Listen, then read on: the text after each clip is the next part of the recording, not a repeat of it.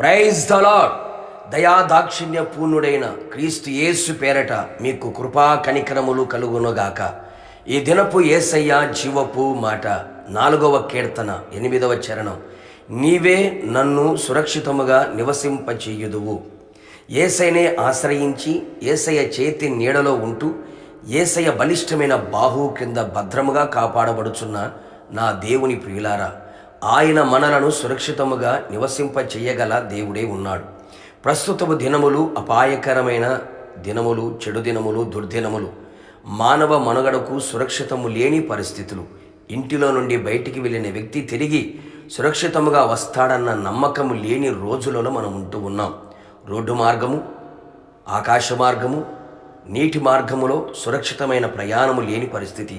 పండుకొని భయము లేక సురక్షితముగా నిద్రించలేని రోజులలో మనం ఉంటూ ఉన్నాం.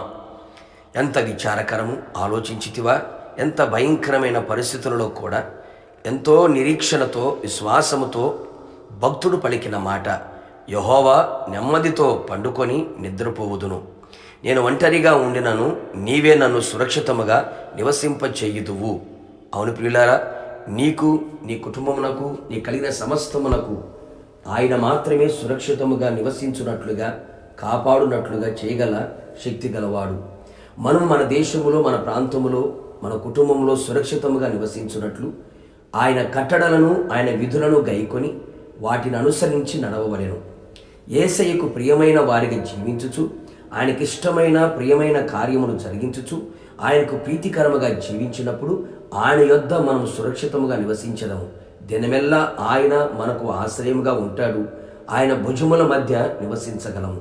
ఈ ఆత్మీయ యాత్రలో, విశ్వాసపు పరుగులో మనము చేసిన ప్రతి దానికి ఆయన ప్రతిఫలం ఇచ్చును. మంచికైనా చెడుకైనా ప్రతిఫలం ఉంటుంది. కానీ యేసయ్య మనసును దోచి మంచి దానిని మనము చేసిన ఎడల ఆయన రెక్కలు మనకు సురక్షితమును కలుగు చెయ్యును, సంపూర్ణమైన బహుమానమును కూడా ఇచ్చును. సదాకాలము ఆయన యందు మనం గురి నిలిపినప్పుడు ఆయన మన కుడి పార్శ్వమున ఉండును, మనను కదలనివ్వడు. అప్పుడు మన శరీరము సురక్షితముగా నివసించును. ఆయన మన కాపరిగా ఉన్నప్పుడు ఆయన మన సురక్షితముగా నడిపించును. ఆయన ఉపదేశమును మనం అంగీకరించినప్పుడు సురక్షితముగా నివసించుదుము.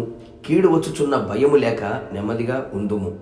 ఆయన యందు మనం నమ్మిక ఉంచి, ఆయన నామం బలమైన దుర్గము గనుక నీతివంతులుగా మనం మారి ఆ దుర్గములో పరిగెత్తగలిగితే మనం సురక్షితముగా ఉండగలిగేదము. కావున నా దేవుని ప్రియులారా, ఆత్మ, ప్రాణ, శరీరం సురక్షితముగా ఉండనట్లు మనం ఆయన సన్నిధిలో నిలిచి ఉండి సురక్షితముగా బ్రతికి ఆయన రాకడ కొరకు మనమంతా కూడా సిద్ధపడదాము. ప్రార్థన. ఆలోచనకర్తైన నా యేసయ్య, నీ పరిశుద్ధమైన పాదములకి స్తోత్రాలు. మీరు మమ్మల్ని కాపాడకపోతే మేము కాపాడబడలేము. మీరే మాకు క్షేమాధారమై ఉన్నారు. అందును బట్టి మీకు స్తోత్రాలు. అవును తండ్రి, ఈ లోకములో సురక్షితము లేని పరిస్థితుల మధ్యలో కూడా మీరు మాత్రమే మాకు సురక్షితాన్ని దయచేయగలిగిన దేవుడు అని మరొక్కసారి మా ప్రభు తండ్రి మీ జీవపు మాట చేత మమ్మల్ని తెలియపరిచినందుకై, బలపరిచినందుకై స్తోత్రాలు.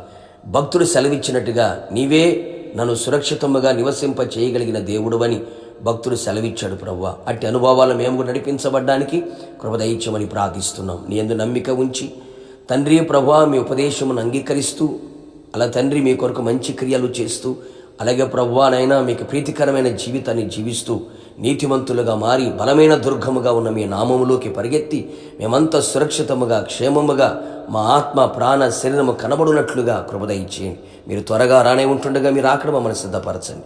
యేసు నామములో అడిగి పొందుకున్నాము తండ్రి, ఆమేన్. నిశ్చయముగా మీరుని మీ కుటుంబ సభ్యులందరూ కూడా ఆయన రెక్కల కింద ఉన్న సురక్షితమును అనుభవించుదురుగాక. God bless you.